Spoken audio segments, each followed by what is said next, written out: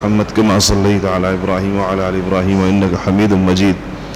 اللهم بارك على محمد وعلى آل محمد كما باركت على إبراهيم وعلى آل إبراهيم إنك حميد مجيد. سن 2 ہجری کا تذکرہ چل رہا ہے ہمارے سلسلہ سیرت النبی میں، جس میں ایک ترتیب سے سیرت کے اسباق کو، سیرت کے دروس کو شروع کیا ہے. تو 2 ہجری کے اہم واقعات، جس کا سب سے اہم ترین واقعہ تاریخ انسانی اور تاریخ اسلامی کا وہ غزوہ بدر تھا. اس کو تفصیل کے ساتھ ہم نے کئی ہفتوں میں پورا کیا، شاید 6 ہفتے اس میں لگے. اور گزشتہ جمعے میں ہم نے غزوہ بنی قینقاع پر بات کی. اسی سال میں، یعنی 2 ہجری کا جو سال ہے، اس میں سیدنا علی کرم اللہ وجہ، جو نبی کریم صلی اللہ علیہ وسلم کے چچا زاد بھائی تھے، ان کا نکاح حضور اکرم صلی اللہ علیہ وسلم کی لخت جگر حضرت فاطمہ الزہرا رضی اللہ تعالی عنہ کے ساتھ ہو. اس نکاح میں، اس شادی میں مسلمانوں کے لیے بہت درس ہے، دروس عبرت و نصیحت ہیں کہ ہم اس پہ سوچیں کہ یہ شادی اس خاتون کی ہو رہی ہے جو رسول اللہ صلی اللہ علیہ وسلم کی سب سے محبوب بیٹی ہیں اور جنت کی عورتوں کی سردار ہیں. آپ نے خود فرمایا وَفَاطِمَةُ سَيِّدَةُ نِسَاءِ أَهْلِ الْجَنَّةِ. آپ لوگ ہر جمعے کے خطبے کے اندر سنتے ہیں، ہم لوگ کہتے ہیں کہ وَفَاطِمَةُ سیدۃ نساء اہل الجنہ والحسن والحسین سیدہ شباب اہل الجنہ وحمزۃ وسد اللہ وسد رسولہ. یہ ان حضرات کے فضائل جو نبی کریم صلی اللہ علیہ وسلم کی مبارک زبان سے ارشاد ہوئے ہیں. اس سے زیادہ سچی بات کوئی اور نہیں ہو سکتی. تو حضرت فاطمہ الزہرا رضی اللہ تعالیٰ عنہ کے نکاح کے حوالے سے سیرت نگاروں نے اور حدیثی کتابوں میں جو تفصیلات آتی ہیں کہ ان کے لیے سیدنا ابو بکر صدیق رضی اللہ تعالیٰ عنہ اور ان کے بعد سیدنا عمر فاروق رضی اللہ تعالیٰ عنہ نے بھی پیغام بھیجا تھا. نبی کریم صلی اللہ علیہ وسلم نے فرمایا کہ میں اس بارے میں اللہ جل شانہ کے حکم کے انتظار میں، حکم الہی کا منتظر ہوں کہ اللہ جل شانہ مجھے کیا فرماتے ہیں کہ فاطمہ کا رشتہ کس کے ساتھ کیا جائے. روایات میں آتا ہے کہ انہی دونوں حضرات نے حضرت علی رضی اللہ تعالیٰ عنہ جن کا ابھی تک نکاح نہیں ہوا تھا، ان سے کہا کہ آپ حضور اکرم صلی اللہ علیہ وسلم سے حضرت فاطمہ کا رشتہ مانگے. حضرت علی رضی اللہ تعالیٰ عنہ نے فرمایا کہ میرے پاس تو کچھ بھی نہیں ہے مہر میں دینے کے لیے، اور نہ میرے پاس گھر ہے، نہ میرے پاس رکھنے کی جگہ ہے، کوئی کمرہ. گھر تو زمانے کا کیا ہوتا تھا، ایک کمرے پر مشتمل گھر ہوا کرتے تھے. ایک چھوٹا سا کمرہ کچا، چھوٹی سی نیچی سی اس کی چھت ہوتی تھی، اور اس کے آگے چھوٹا سا ایک صحن، اسی کو گھر کہا جاتا تھا اس زمانے میں. آپ صلی اللہ علیہ وسلم کے سارے گھر اسی طرح کے تھے. اما عائشہ رضی اللہ تعالیٰ عنہ کے گھر سے زیادہ مبارک گھر اس روئے زمین پر کوئی اور نہیں ہے، اس لیے کہ رسول اللہ صلی اللہ علیہ وسلم آج بھی وہاں تشریف فرما ہے، آج بھی وہاں آرام فرما ہے.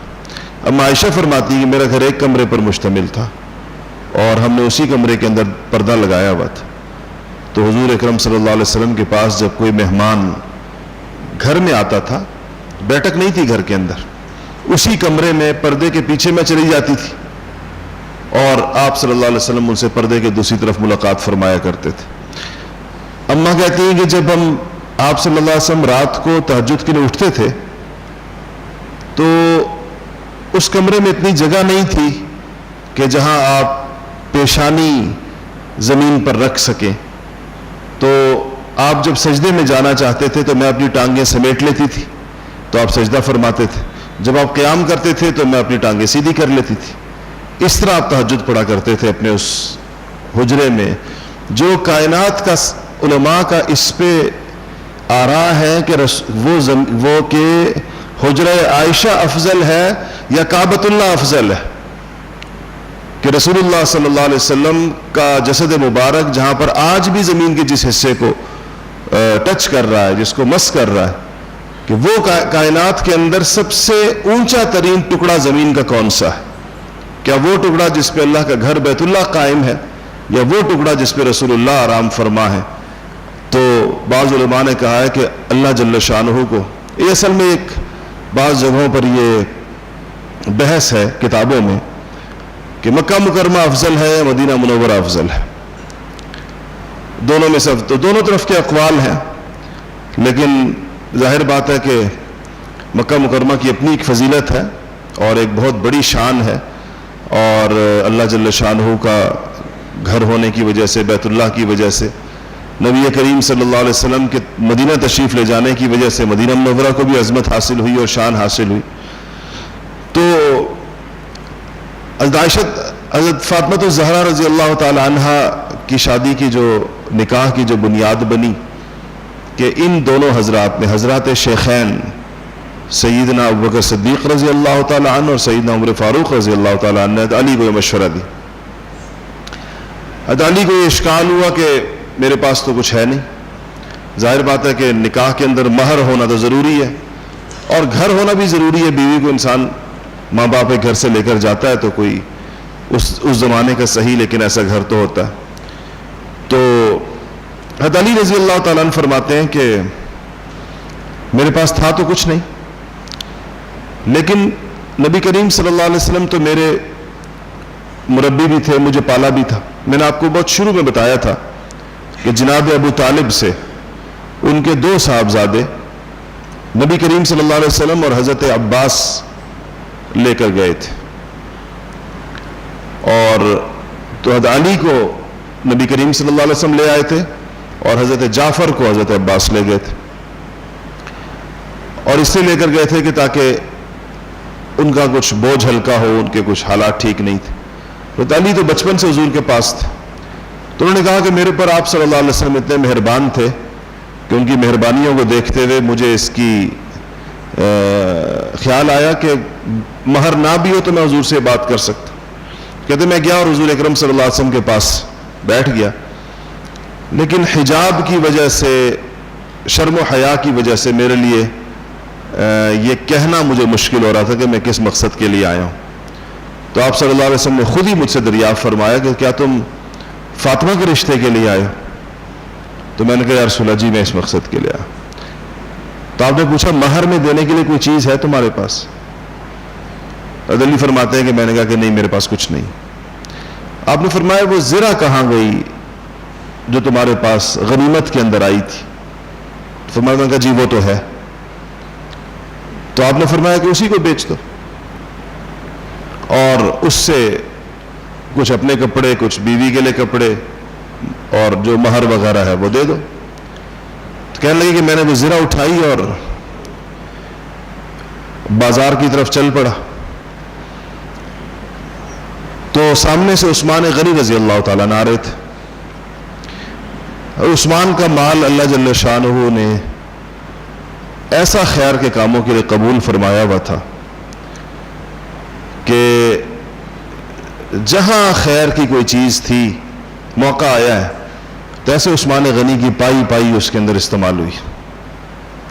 کہتے ہیں عثمان نے پوچھا کہ علی کدھر کا ارادہ ہے؟ تو کہا کہ بازار جا رہا ہوں یہ زرہ بیچنے کے لیے۔ بتایا بھی ہوگا کہ رشتے کی بات ہو گئی حضور اکرم صلی اللہ علیہ وسلم کے گھر میں۔ تو حضرت عثمان نے اس کی بڑی اونچی قیمت لگائی زرہ کی، اور 480 درہم اس زمانے میں کہا کہ یہ مجھے بیچ دو، اور 480 درہم حضرت علی کو دے دیے، اور اس کے بعد پھر وہ زرہ بھی واپس کر دی۔ یہ ان کا ایک طریقہ تھا کہ گویا میں نے یہ پیسے تم سے زرہ خریدی ہے. حضرت علی کو یہ خیال نہ ہو کہ ساری رقم جو ہے. تو فرماتے ہیں علی فرماتے ہیں کہ میں نے وہ درہم لے آیا, میں نے لا کے نبی کریم صلی اللہ علیہ وسلم کے سامنے ڈال دیے. تو آپ نے فرمایا کہ اس سے کچھ خوشبو لے لو, شادیوں پر استعمال ہوتی ہے, کچھ کپڑے لے لو. تو میں نے اس سے کچھ کپڑے لیے اور کچھ خوشبو لی.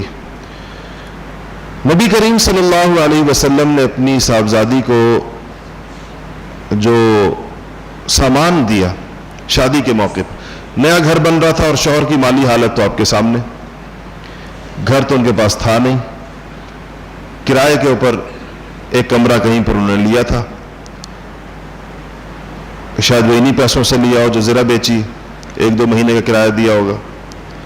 آپ صلی اللہ علیہ وسلم نے ان کے لیے جو خود جو سامان دیا, جس کو آج کل جہیز کہا جاتا ہے, اس میں ایک لحاف تھا, رضائی جس کو کہتے ہیں, ایک گدا تھا چمڑے کا, اور اس میں روئی مہنگی ہوتی ہے چونکہ, تو روئی نہیں تھی اس گدے کے اندر, اس میں کھجور کی یا کسی اور درخت کی جو چھال ہوتی ہے وہ بھری ہوئی تھی اس کے اندر, روئی کی بجائے. اور آٹا پیسنے کے لیے, غلہ پیسنے کے لیے 2 چکیاں تھیں, اور پانی بھرنے کے لیے ایک مشکیزہ تھا, اور مٹی کے 2 گھڑے تھے پانی رکھنے کے لیے. یہ کل جہیز تھا حضرت فاطمہ الزہرا رضی اللہ تعالی عنہا کا. ان چیزوں کی اگر آپ آج قیمت لگائیں تو میرا خیال نہیں ہے کہ یہ ساری چیزیں 4-5-8 ہزار روپے سے زیادہ قیمت کی ہوں گی اس دور میں بھی. تو یہ حضور نے سامان, یہ گھر کی وہ بنیادی ضرورت ہے جس کے بغیر ظاہر بات ہے کہ لحاف بھی چاہیے ہوتا ہے, گدا بھی چاہیے ہوتا ہے, آٹا پیسنے کی چکی بھی, اور پانی کا مشکیزہ بھی, اور پانی رکھنے کے لیے گھڑا بھی. یہ کل 6 چیزیں بنتی. اس کے بعد وہ چلے گئے ذرا دور جہاں ان کو گھر ملا, رخصت ہو کرا کر وہاں تشریف لے گئے.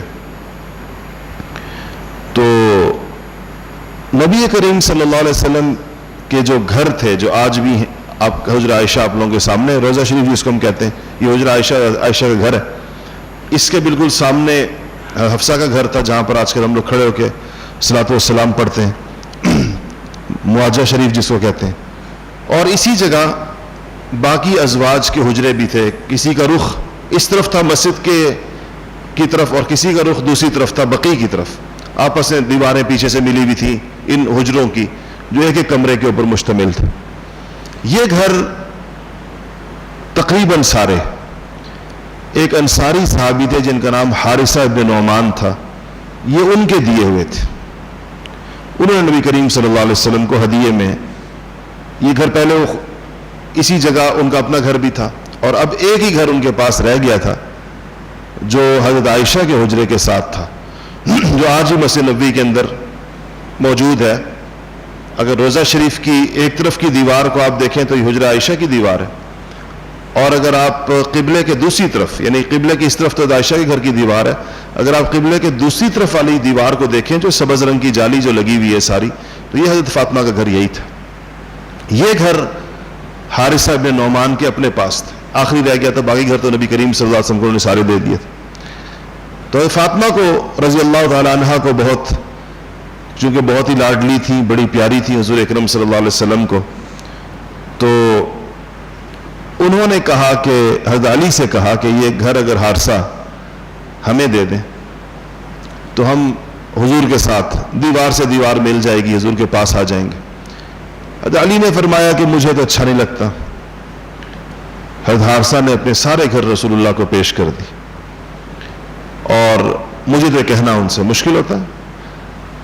تو یہ خبر کسی طرح حضرت حارثہ کو پہنچ گئی کہ حضرت فاطمہ الزہرا کی یہ خواہش ہے کہ وہ رسول اللہ صلی اللہ علیہ وسلم کے پاس آ جائیں, ان کے قریب آ جائیں.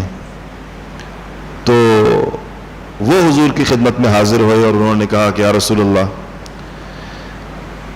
میرے مال میں سے جو چیز آپ قبول فرما لیتے ہیں خدا کی قسم وہ مجھے اس چیز سے ہزارہ درجے زیادہ محبوب ہوتی ہے جو میرے پاس رہ جائے. آپ کی قبول کردہ چیز مجھے زیادہ پیاری ہوتی ہے بنسبت اس چیز کے جو خود میرے مال میں میرے پاس رہ جائے. تو میں یہ گھر حضرت فاطمہ الزہرا کے لیے آپ کو پیش کرتا ہوں. جب انہوں نے یہ پہلی بات کی تو حضور اکرم صلی اللہ علیہ وسلم نے فرمایا کہ صدقتا، تو سچ کہتا ہے. یہ واقعی تیری قلبی اور دلی کیفیت یہی ہے کہ تو جو چیز مجھے دیتا ہے تو تجھے زیادہ پیاری ہوتی ہے بنسبت اس چیز کی جو تیرے پاس رہ جائے. اور پھر فرمایا کہ بارک اللہ فیک، اللہ جل شانہ تجھے برکتیں عطا فرمائے.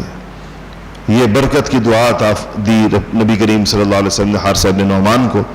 تو پھر اس طریقے سے وہ گھر حضرت علی کرم اللہ وجہ کو مل گیا، اور یوں یہ دونوں گھر، حضرت عائشہ کا گھر اور حضرت فاطمہ کا گھر، یہ قریب قریب آ گئے. یہ نقشہ انسان کے ذہن میں ہو تو بہت ساری احادیث سمجھ میں آتی. بہت ساری احادیث میں نبی کریم صلی اللہ علیہ وسلم کا اپنے گھر سے اٹھ کر حضرت فاطمہ کے گھر جانا، حضور کا اپنے گھر آتے ہوئے رستے میں حضرت فاطمہ کے گھر میں ٹھہرنا، حضرت فاطمہ کا حضور سے ملنے کے لیے آنا، حضور کا ادھر جانا. یہ اتنی روایات ہیں حدیثی کتابوں میں کہ جب یہ نقشہ انسان کے سامنے ہوتا ہے تو انسان کو پتہ چلتا ہے کہ اچھا یہ گھر اس طرح تھے، تو آپ اس رستے سے یا اس طریقے سے یوں جایا کرتے ہوں گے. ایک بڑے محقق عالم فاضل پاکستان کے ہیں، مدینہ شریف میں رہتے ہیں. انہوں نے حضرات صحابہ کے گھروں پر کتاب لکھی ہے، عربی کے اندر بھی اور اردو میں بھی، بیوت الصحابہ کے نام سے. وہ کتاب اس چیز پر ہے کہ چونکہ آپ کو پتہ ہے کہ اس زمانے کا تقریباً اس وقت جو مسجد نبوی ہے اس وقت وہ اس زمانے کے مدینہ منورہ سے بڑی ہے. یعنی وہ پوری بستی جو مدینہ کی تھی وہ اس وقت مسجد کے اندر آ گئی. تو ظاہر ہے کہ صحابہ کے سارے گھر اس وقت مسجد کے اندر ہیں. کم سے کم باقی اطراف تو سارے کے سارے یہ قبلے کی طرف کچھ جگہ ایسی ہو سکتی ہیں جو قبلے کی طرف توسیع نہیں ہوئی. اگر آپ دیکھیں تو قبلے کی جو دیوار ہے آج بھی مسجد نبوی کی، یہ وہ دیوار سمجھ لیں آپ اس کو، اسی جگہ پر ہے. تقریباً کوئی چند فٹ کا فرق ہوگا کیونکہ وہ آگے ایک چھوٹا کمرہ اور بنا ہوا ہے. اس کو چھوڑ دیں، جو اصل یا پہلی صف آپ کہہ لیں جو اس وقت مسجد نبوی کی جو پہلی صف ہے، تو یہ وہی صف ہے جو حضرت عثمان غنی کے زمانے میں تھی. یہ توسیع حضرت عثمان کے زمانے میں قبلے کی طرف 2 صفوں کی ہوئی تھی، اور اس کے بعد مسجد نبوی قبلے کی جانب آگے نہیں بڑھائی گئی. اب جتنی توسیع ہوئی ہے دائیں طرف بائیں طرف اور پیچھے کی طرف پورا شہر، بلکہ شہر سے بہت آگے تک کا، اس زمانے کے گاؤں سے بہت آگے تک کی چیز جو ہے وہ مسجد نبوی کے اندر آ چکی.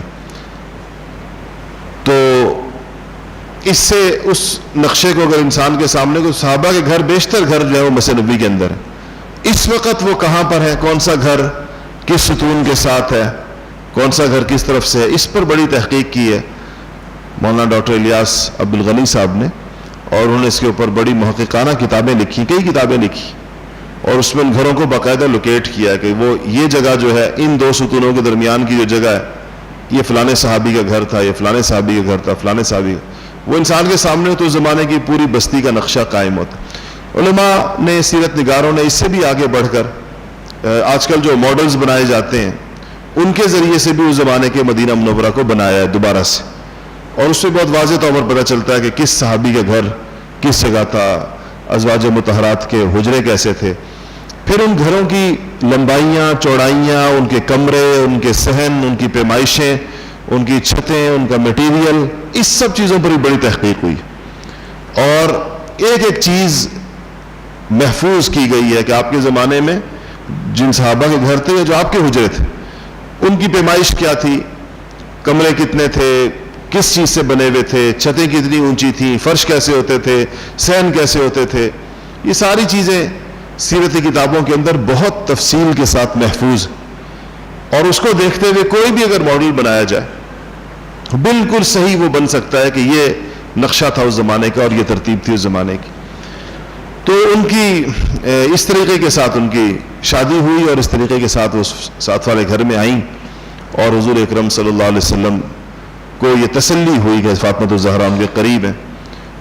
فاطمہ الزہرا رضی اللہ تعالی عنہ کو اپنے والد سے، نبی کریم صلی اللہ علیہ وسلم سے بہت زیادہ محبت تھی. بیٹیوں کو ویسے بھی ہوتی ہے، ان کو تو والد بھی ظاہر ہے کہ کائنات کے افضل ترین انسان تھے. تو حضور کی وفات کے بعد حضرت فاطمہ الزہرا بمشکل 6 ماہ زندہ رہی.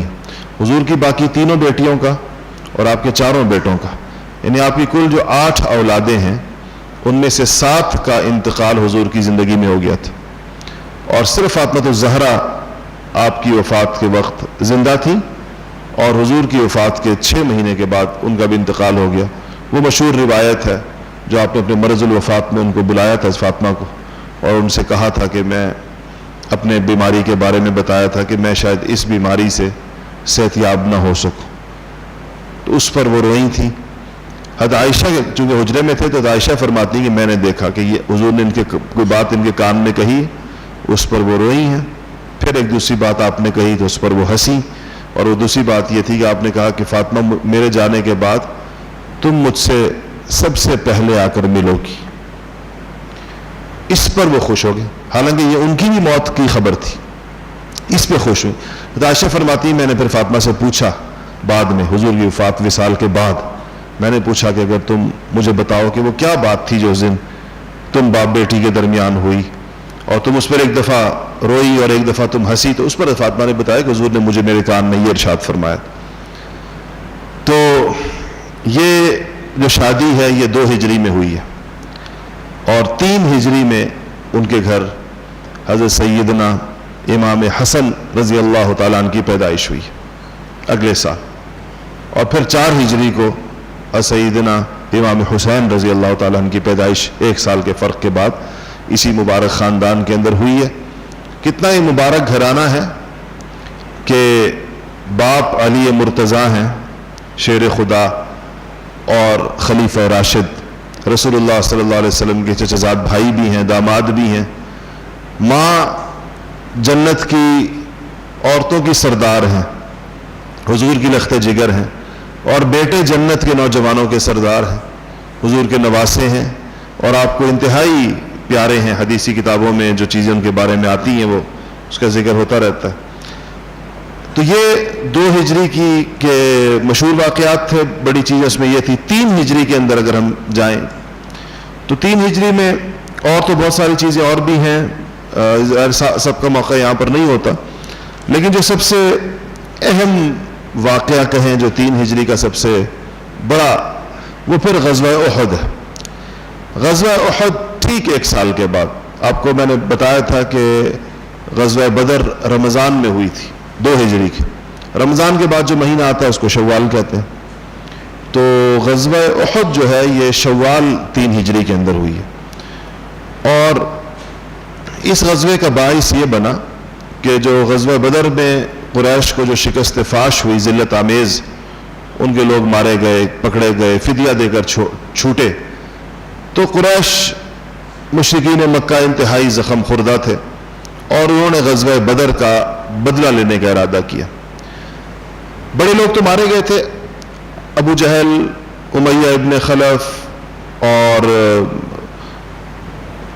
عتبہ، شیبہ، یہ سارے لوگ تو مارے گئے تھے. اب جو پیچھے مکہ کی قیادت بچی تھی اس میں کچھ تو ان مقتولین کے بیٹے تھے، جیسا کہ ابو جہل کے بیٹے اکرمہ بن ابی جہل رضی اللہ تعالیٰ عنہ جو بعد مسلمان ہوئے، امیہ ابن خلف کے بیٹے صفوان ابن امیہ رضی اللہ تعالیٰ عنہ بعد میں یہ بھی مسلمان ہوئے،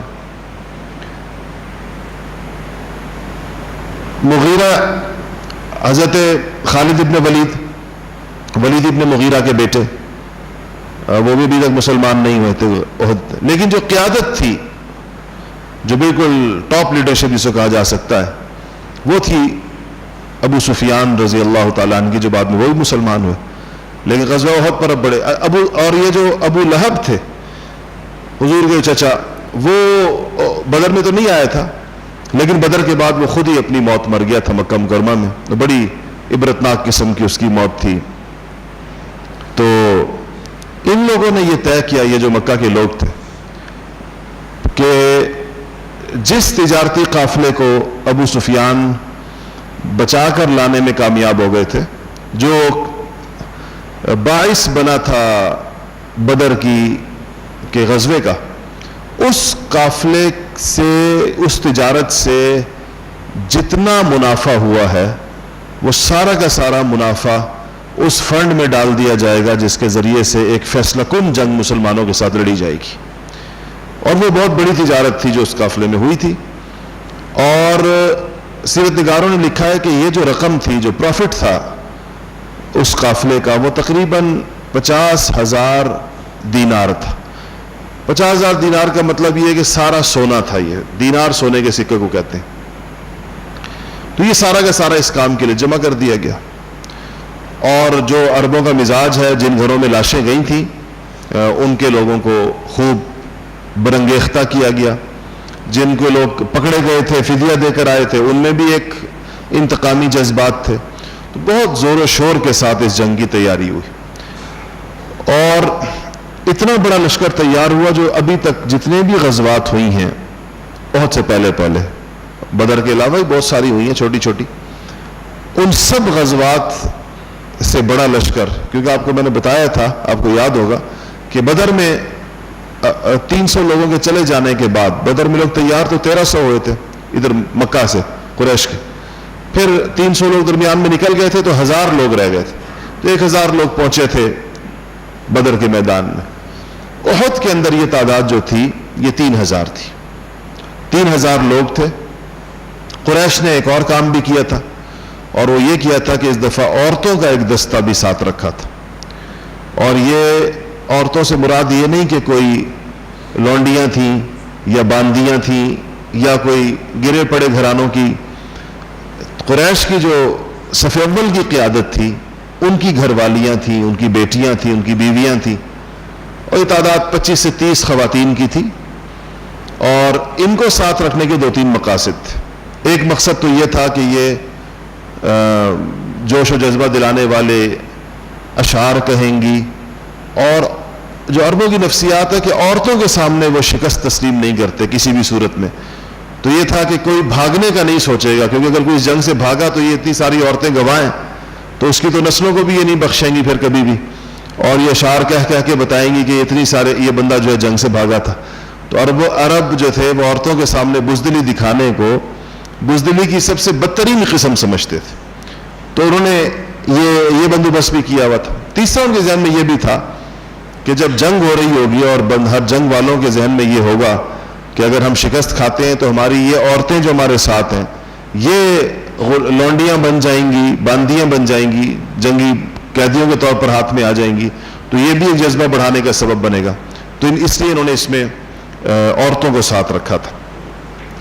700 لوگ ان 3000 میں سے, اور یہ بہت بڑی تعداد سمجھی جاتی ہے, 700 لوگ ایسے تھے جنہوں نے زرہیں پہنی ہوئی تھی. زرہ پوش تھے, یعنی مکمل طور پر لوہے کے اندر ڈھکے ہوئے تھے, انہوں نے لوہے سے اپنے آپ کو ڈھانپا ہوا تھا.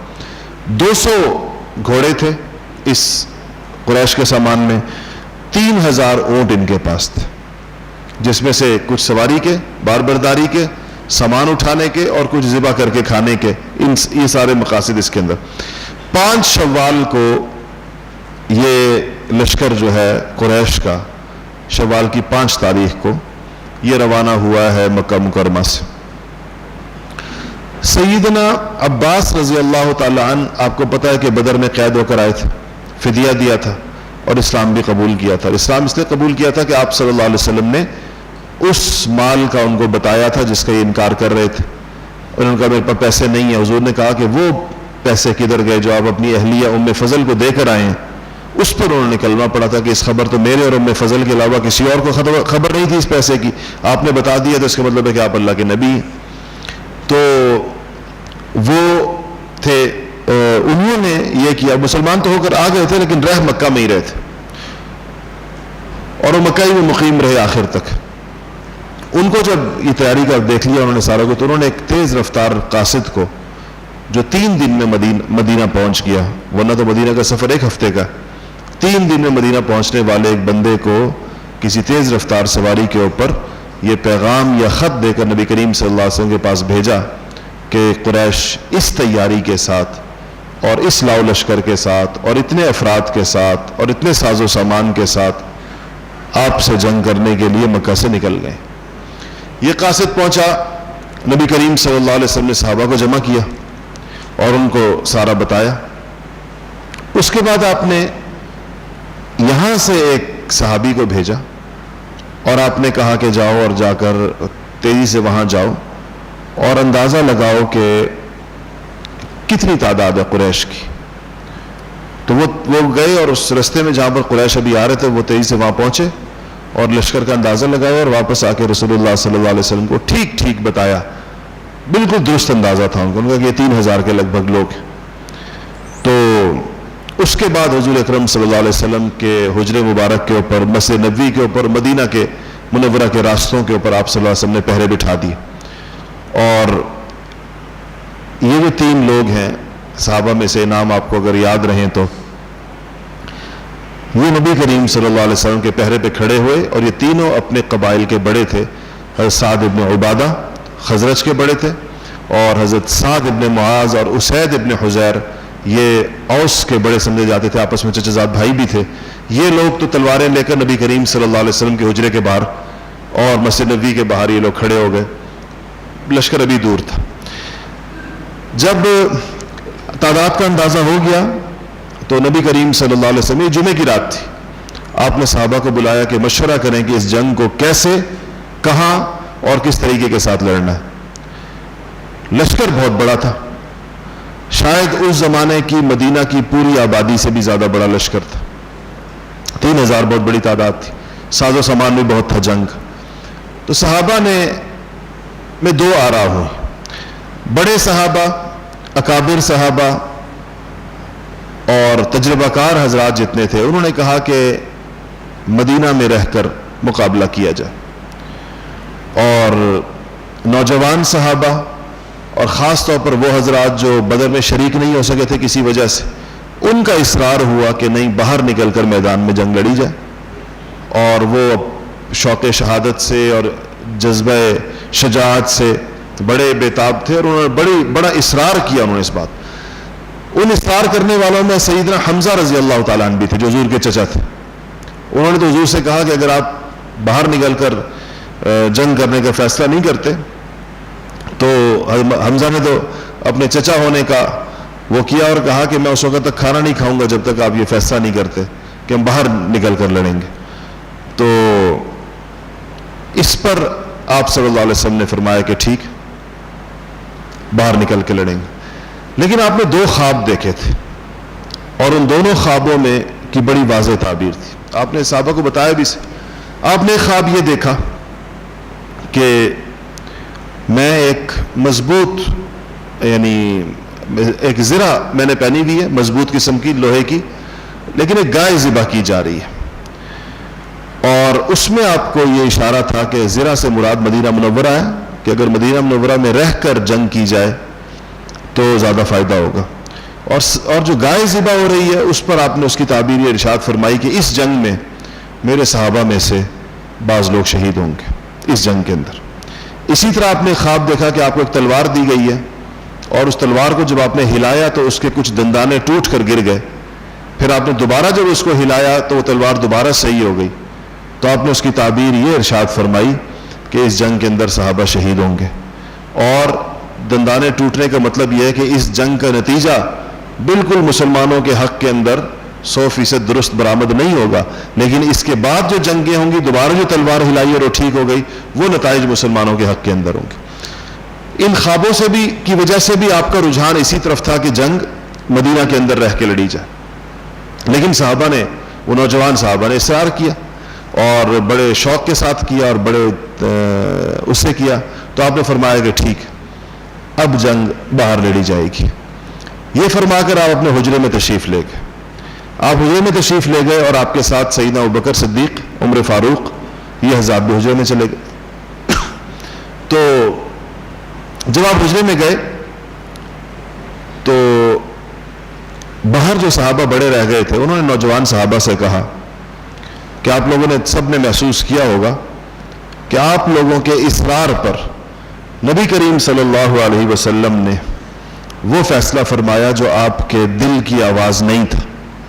نبی کریم صلی اللہ علیہ وسلم کا رجحان یہ نہیں تھا, اور ہمیں حضور اکرم صلی اللہ علیہ وسلم کے رجحان پر چلنا چاہیے, جیسے وہ فرمائے ویسے کرنا چاہیے. ان کو بھی خیال آیا کہ ہاں ہم نے زیادہ اصرار کر لیا, آپ نے ہماری دلداری فرمائی, دل رکھا ہمارا آپ نے. تو یہ حضرات چلے گئے حجرے کے باہر, اور جا کر نبی کریم صلی اللہ علیہ وسلم حجرے سے باہر تشریف لائے تو آپ نے زرہ پہنی ہوئی تھی, آپ نے تلوار اٹھائی ہوئی تھی, نیام میں تھی, جو تیر وغیرہ تھے وہ آپ نے پکڑے ہوئے تھے. تو ان نوجوان صحابہ نے کہا کہ یا رسول اللہ, ہم اپنی رائے واپس لیتے.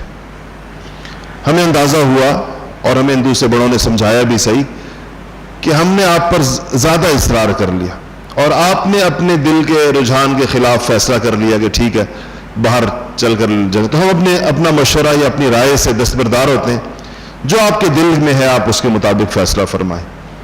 نبی کریم صلی اللہ علیہ وسلم ہتھیار لگا چکے تھے, زرہ پہن چکے تھے, تلوار اٹھا چکے تھے. تو آپ نے فرمایا کہ نہیں, اللہ کے نبی کے لیے یہ جائز نہیں ہے کہ جب وہ ایک دفعہ ہتھیار اٹھا لے اس وقت تک وہ ہتھیار واپس نہیں رکھتا جب تک وہ اللہ کے دشمنوں کے ساتھ صحیح معنوں کے اندر جنگ نہ کرے. اس لیے اب تو جنگ باہر ہی ہوگی اور اب تیاری کرو باہر جانے. تو یہاں سے پھر اس بات کا طے ہوا کہ جنگ باہر ہوگی اور صحابہ کرام کی تیاری شروع ہوئی. انشاءاللہ اس سے اگلی بات اگلے جمعے ہوگی. وآخر دعوانا الحمدللہ رب العالمین.